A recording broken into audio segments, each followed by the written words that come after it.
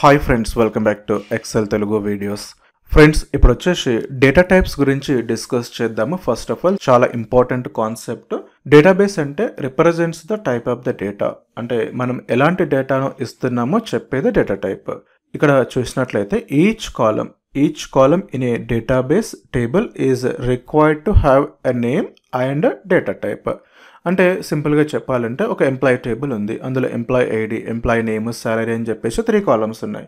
Employee ఐడిలో మీరు ఎలాంటి data store చేద్దాం అనుకుంటున్నారు? టెక్స్టా, నెంబర్సా? దాన్ని డేటా టైప్ కింద మనం ముందే డిక్లేర్ చేయాలి.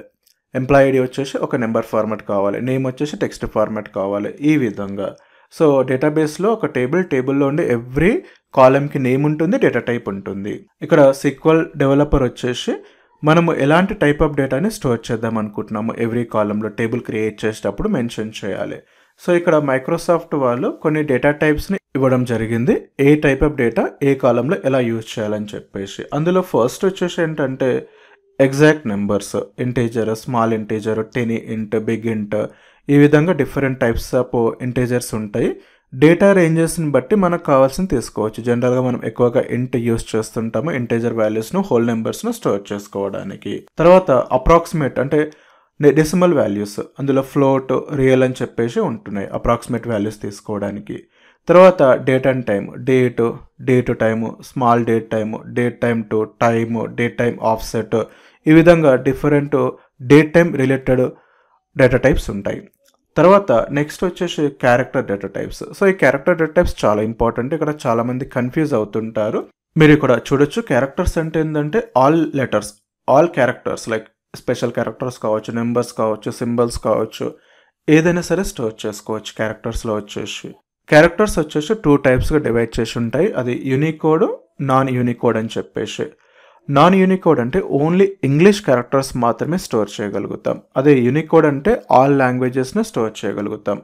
Like any language, Telugu, Hindi, English, ఏ లాంగ్వేజ్ అయినా సరే డేటాని మనం స్టోర్ చేయగలుగుతాము. ఇక్కడ మీరు చూడొచ్చు డేటా టైప్స్. ఫస్ట్ నాన్ యూనికోడ్లో చూసినట్లయితే ఇంగ్లీష్ క్యారెక్టర్స్, ఒక క్యారెక్టర్ 1 బైట్ మాత్రమే తీసుకుంటుంది. మీరు అక్కడ శ్రీనివాస్ అని 8 క్యారెక్టర్స్ ఉన్నాయి, సో 8 బైట్స్ తీసుకుంటుంది. డేటా టైప్స్ కూడా చూడొచ్చు. క్యార్ వచ్చేసి 8000 క్యారెక్టర్స్, తర్వాత వేర్ వచ్చేసి 8000 క్యారెక్టర్స్, వేర్ మ్యాక్స్ వచ్చేసి అప్ టు 2 GB వరకు తీసుకుంటుంది. అలాగే డేటా టైప్స్లో యూనికోడ్ చూసినట్లయితే ఆల్ లాంగ్వేజెస్ అంటే ఎవ్రీ లాంగ్వేజ్ స్టోర్ చేసుకుంటుంది, కానీ 1 క్యారెక్టర్ 2 బైట్స్. సో శ్రీనివాస్ వచ్చేసి 16 బైట్స్ తీసుకుంటుంది. ఇందులో వచ్చేసి ఎన్వేర్ మ్యాక్స్ ఉంటుంది. ఎన్వేర్ వచ్చేసి 4000 క్యారెక్టర్స్ మాత్రమే స్టోర్ చేసుకుంటుంది, ఎందుకంటే 2 బైట్స్ కాబట్టి ఈచ్ వచ్చేసి. కానీ చాలామంది ఇక్కడ కన్ఫ్యూజ్ అయ్యేది ఏంటంటే కొన్నిసార్లు మనము వేర్ తీసుకుంటాము, వేరే లాంగ్వేజ్ క్యారెక్టర్స్ ఎంట్రీ చేసినప్పుడు అది ప్రాపర్గా స్టోర్ అవ్వదు. అలాంటప్పుడు లేదంటే ఎన్వేర్ తీసుకోవాలి. అండ్ క్యార్కి వేర్కి డిఫరెన్స్ ఏంటంటే క్యార్ వచ్చేసి ఫిక్స్డ్ లెంత్, వేర్ వచ్చేసి variable length.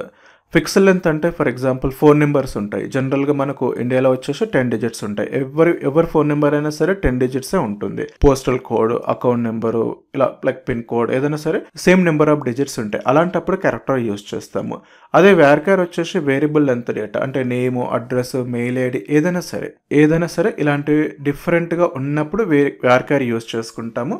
For example names తీసుకుంటే శ్రీనివాస్ 8 క్యారెక్టర్స్ ఉంది, వేరే వాళ్ళ నేమ్ ఇంకా 6 లెటర్స్ 10 లెటర్స్ ఉండొచ్చు. అలాంటప్పుడు వేర్కి వెళ్ళిపోతాం. ఎందుకు అలా అంటే ఫిక్స్డ్ లెంత్ మనకు ముందే తెలిస్తే క్యార్కి వెళ్ళిపోవాలి. ఫర్ ఎగ్జాంపుల్ నేను ఇక్కడ క్యార్ 10 లెటర్స్ అని చెప్పేసి ఒకటి క్రియేట్ చేశాను, అక్కడ 10 క్యారెక్టర్స్ క్రియేట్ చేస్తుంది, కానీ నేను ఇక్కడ శ్రీనివాస్ అని చెప్పేసి 8 లెటర్స్ మాత్రమే ఇచ్చాను. మిగతా 2 క్యారెక్టర్స్ స్పేసెస్తోనే ఫుల్ అయిపోతుంది. సో ఆ 2 వచ్చేసి ఎక్స్ట్రా ఉన్నాయి, అప్పుడు వేస్ట్ అవుతుంది అనమాట. అలాగే ఫర్ ఎగ్జాంపుల్ మీరు 20 అని చెప్పారు, అక్కడ 5 క్యారెక్టర్సే ఇచ్చాము, మిగతా 15 వచ్చేసి వేస్ట్ అయిపోతుంది. అంటే అది ఎంటీగా బ్లాంక్స్గా ఉండిపోతుంది అనమాట, స్పేసెస్తోనే క్రియేట్ అయిపోతుంది. అందుకే క్యారెక్టర్ వచ్చేసి ఓన్లీ ఫిక్స్డ్ లెంత్ వాటికే తీసుకుంటాము. ఫర్ ఎగ్జాంపుల్ ఫోన్ నెంబర్ అనుకోండి, అక్కడ 10 అని పెట్టేసేసుకుంటాం. సో ఎవరైనా సరే 10 డిజిట్స్ ఎంట్రీ చేస్తారు కాబట్టి మనకు ఎక్కువ తక్కువ అవ్వదు, ఎలాంటి మెమరీ వేస్టేజ్ అనేది అవ్వదు. అలాగే varchar వచ్చేసి ఏంటంటే నేను ఇక్కడ 10 ఇచ్చినా కానీ శ్రీనివాస్ 8 ఇచ్చేసి 8 తీసుకుంటుంది, ఎక్స్ట్రా ఏమీ రాదనమాట. ఫర్ ఎగ్జాంపుల్ ఏదైనా సరే ఎక్సెల్ వచ్చేసి ఒక 5 క్యారెక్టర్స్ ఉందనుకోండి, ఆ 5 క్యారెక్టర్స్ మాత్రమే తీసుకుంటుంది. 10 ఇచ్చినా కానీ మనం ఎంట్రీ చేసింది 5 లెటర్సే కాబట్టి 5 లెటర్స్ వరకే తీసుకుంటుంది, ఎక్స్ట్రా స్పేసెస్ వచ్చేసి ఏమీ ఉండవు అనమాట. సో అందుకే మనకు సినారియో సిచ్యువేషన్ బట్టి క్యారీ యూస్ చేయాలా varchar యూస్ చేయాలా డిసైడ్ చేసుకుంటాము. మీరు ఇక్కడ చూడొచ్చు, ఒక టేబుల్ తీసుకున్నా నేను. తీసుకుంటే ఇందులో వచ్చేసి ప్రొడక్ట్కి కల్చర్ నేమ్, ప్రొడక్ట్ డిస్క్రిప్షన్ ఉంది. ఈ ప్రొడక్ట్ డిస్క్రిప్షన్లో మీరు చూడొచ్చు డిఫరెంట్ లాంగ్వేజెస్ ఉన్నాయి. చూడండి, ఆల్ లాంగ్వేజెస్ ఉన్నాయి, హిందీ, ఇంగ్లీష్, తమిళ్, తెలుగు కూడా ఉంది. చూడండి, తెలుగు, ఇలా డిఫరెంట్ లాంగ్వేజెస్. సో ఇలా ఉన్నప్పుడు varchar కానీ యూజ్ చేయడం పాసిబిలిటీ కాదు. చూడండి, ఇక్కడ ఆ టేబుల్లో కాలమ్స్లోకి వెళ్తే ఆ కాలమ్స్లో వచ్చేసి ప్రొడక్ట్కి వచ్చేసి ఇంటీజర్ ఉంది, కల్చర్ నేమ్ వచ్చేసి varchar 50, ఎందుకంటే అది ఎక్కువ లెంత్ లేదు కాబట్టి 50 క్యారెక్టర్స్ వరకు తీసుకున్నాము. కానీ ఇక్కడ varchar max, ఎందుకంటే లెంత్ టెక్స్ట్ ఉంది కాబట్టి varchar max up to 2 GB వరకు స్టోర్ చేసుకోవచ్చు. సో ఈ విధంగా మనకు ఏ డేటా ఉందో ఆ డేటాని బేస్ చేసుకొని డేటా టైప్స్ యూజ్ చేసుకుంటాము. కానీ ఇక్కడ varchar కానీ యూజ్ చేయడం పాసిబిలిటీ కాదు, ఎందుకంటే ఓన్లీ ఇంగ్లీష్ క్యారెక్టర్స్ మాత్రమే స్టోర్ చేసుకుంటుంది అది. సో వాటిని స్ట్రింగ్ క్యారెక్టర్స్ అంటాము. అందులో వచ్చేసి యూనికోడ్, నాన్ యూనికోడ్ అని చెప్పేసి డిఫరెంట్ టైప్స్ ఉంటాయి. తర్వాత బైనరీ డేటా టైప్స్ ఉంటాయి. బైనరీ వచ్చేసి ఏంటంటే మనకు డేటా హెక్సాడెసిమల్ ఫార్మాట్లో స్టోర్ అవుతుంది. ఇమేజెస్, ఫైల్స్, డాక్యుమెంట్స్ ఏవైతే స్టోర్ చేయాలనుకుంటామో అప్పుడు బైనరీ డేటా టైప్స్కి వెళ్ళిపోతాం. అందులో బైనరీ, బైనరీ, ఇమేజ్ అని చెప్పేసి డిఫరెంట్ డేటా టైప్స్ ఉంటాయి. ఫర్ ఎగ్జాంపుల్ మీరు ఇక్కడ చూడొచ్చు, ఈ టేబుల్లో లార్జ్ ఫోటో అని చెప్పేసి ఒక కాలం ఉంది, హెక్సాడెసిమల్లో స్టోర్ అయింది.